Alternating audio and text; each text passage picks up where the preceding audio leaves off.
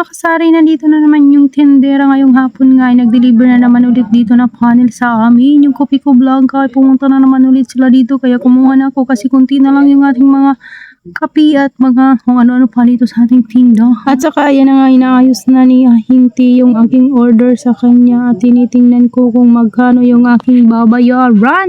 So, konti lang naman yung aking in-order guys. Ayan, 2,800 plus, 900 plus. Hindi masyado nakikita, no? Charit. Kaya ayan, nandito na. Check ko na yung aking mga order kung insakto ba siya guys. Ayan yung aking in-order. Wafilu, kalahating box. At saka yung Champion Choco ay tatlong Thai. Tapos yung Kopiko Blanca na single. Tatlong Thai lang din at saka isang box ng Kopiko Blanca yung double kasi konti na lang yung stocks ko dito at 3 weeks pa daw sila bago bumalik. At kaya ayan na pa-order na nga ako, baka maubusan tayo ng stocks dito sa ating tindahan. At mabilis lang naman yan maubos dito sa aking tindahan kasi mga bestseller yan, kaso lang wala sila ngayong bingbeng. Buti talaga guys at pagpunta nila dito ay meron na akong benta kaya ayan na pa-order ako, no? Kung wala talaga tayong binta ngayon ay sayang naman yung dumaan sila at wala akong na namang makuha na items na galing sa kanila, no? At bago yan sila umalis, ayan chinecheck ko muna yung kanilang mga pinangbibigay sa akin, no? Kung kompleto ba talaga yung kanilang ibinigay sa akin. So ayan na, chinecheck ko na siya guys, ayan.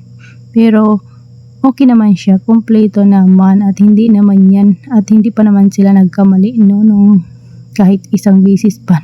Hindi pa yan sila nagkamali ni simula nang nag-deliver sila sa akin dito kasi mga suki ko na yan sila at saka ayan na i-display na natin para makita na ng ating mga tumor. Ayan pala yung Kopiko Blanca na isang box kasi yan yung pinakamabentang kape dito sa aking tindahan kaya tagi-isang box talaga yung aking kinukuha. At saka ito naman yung isa is yung Calchis, isang box din yung kinuha ko guys kasi napakabenta yan dito sa aking tindahan, may pasok man o wala, ayan isang box yan. At saka nung nakaraan kasi guys, nung dumaan sila dito, walang stocks na Kopiko Blanca at saka Calchis. Kaya konti lang yung nakuha ko sa kanila. Mga Energin, Champion at saka yung Kopiko Black lang yung nakuha ko sa kanila. Buti ngayon is meron pa. Yung bingbing lang yung walang stocks sa kanila, no? Kaya ayun, hindi ako nakakuha ng bingbing. Pero meron pa naman akong Chocomocho dyan. Kaya doon pupunta yung aking mga tumor sa Chocomocho, hindi muna sa bingbing, pero mas mura yung bingbing yung benta ko doon guys kasi 10 piso lang yun at saka yung Chocomocho is 12 pesos yung benta ko. Tapos yung Calchis naman is 13 pesos kaya inayos-ayos ko na. Tapos ayan, medyo mapuno-puno naman yung ating estante, no, para maganda naman tingnan doon sa labas. At saka ayan, marami na talaga naganap sa akin yung Calchis kaso nga lang is wala na, ubusan talaga tayo, no? No choice tayo, magtinda na lang tayo ng ibang mga paninda kasi nga is yan, inaantay ko talaga yung panel. So kinahapunan, fast forward tayo, andito na naman ulit tayo, pupunta na tayo ng Paranas at maniningil na naman ulit ng aming mga lumpia wrapper na iniiwan tuwing umaga doon. At saka inuna ko guys pagkuha ng aking order na cartolina dito, no. Ayan yung kanilang mga paninda, may mga school supply, mga damit dito sa Rush Shop sa loob ng Paranas at malapit sa palengke.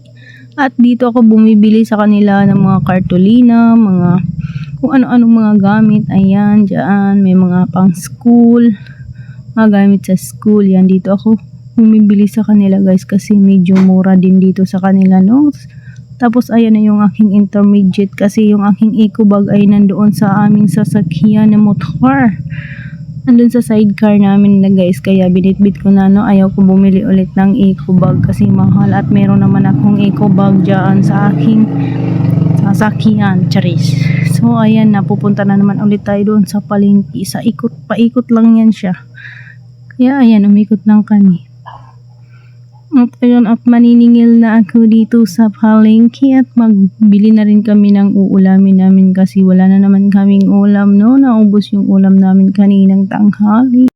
At saka andito na nga tayo sa palengke. Ayan, ang unang tindahan, ayan yung aming unang iniiwanan ng mga aming lumpia wrapper, no. Tapos ito naman yung pangalawa. Ayan yung palengke, ang daming gulay. Ang daming mga panakot kaso ang mahal-mahal, charot. At saka ayun si Alter guys, gustong gusto niya po pabili ng mangga, no? Sabi ko wag muna tayong bumili ng mangga kasi is meron pa namang watermelon, di ba? At iwan ko kung meron pang natira kasi nga pinagkakain na yun ni Ate Amshi kanina.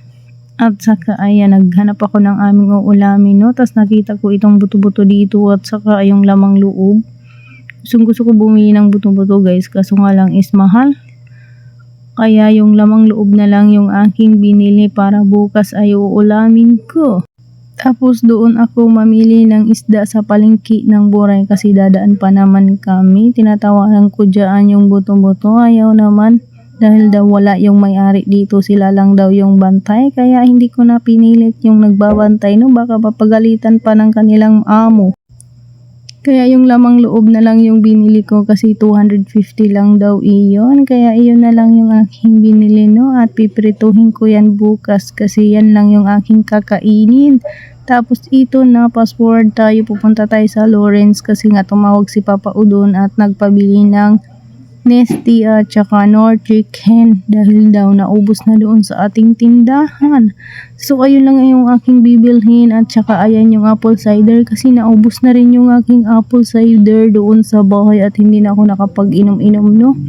At saka nagpili din ako ng hot sauce kasi masarap yun nilalagay sa ating sausawan, no? Yung medyo maanghang kasi minsan is nauubos yung aming siling pula dito. Kaya ayan, hot sauce na lang talaga yung ating bibilhin. Kaya ayan si Alter, gustong gusto niya magpabili sa akin ng milk na malaki kaso lang sabi ko wala tayong budget ngayon kasi yung aking pera na dala is pabili lang ng harina. So ayan na guys, pauwi na tayo, no? At parang uulan na pero hindi pa naman umuulan ngayon, pero pagdating namin doon sa amin bahay guys ay umulan. So ayan, pero dadaan pa naman kami sa palengke, no? Tingnan mo naman at parang uulan na nga. At saka ayan, nandito na kami sa bahay. Naabutan talaga kami ng ulan kasi pagdating nga namin dito is umulan ng malakas. O, diba? At saka nakabili nga pala kami ng harina, 2 sako. Tapos yung binili ko na Nesty, doon yan sa aking binilhan ng harina guys. Kasi doon sa Lawrence is wala ng harina. Ayan lang yung aking pinambili ngayon kasi tapos naman ako nag-grocery nung isang araw. Marami pa namang stocks. Tapos mahilig talaga ako bumili guys ng may mga free. Kaya yung Knorr na may free na Kopiko Blanca, yan yung pinili ko kasi nga may free. Ay, tubo na rin natin yun. Malaking tubo yun kasi yung Kopiko Blanca benta ko dito is 15 pesos. O diba, nakatipid na at malaking tubo yung sa atin. Kaya kung ako sa inyo mga katindera, piliin din rin ninyo yung may mga free. Yung hindi pa mga expire, ha. Tingnan nyo naman yung mga expiration.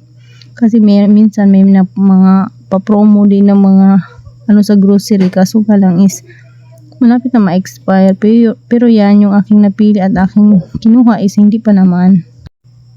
Tapos yung Nesty Apple at saka Nesty Lemon, marami talaga yung nabili dito sa amin dahil inaano nila yan sa gin or sa Tanduay Select. Yan yung pinapanghalo nila kasi masarap daw yung Nesty.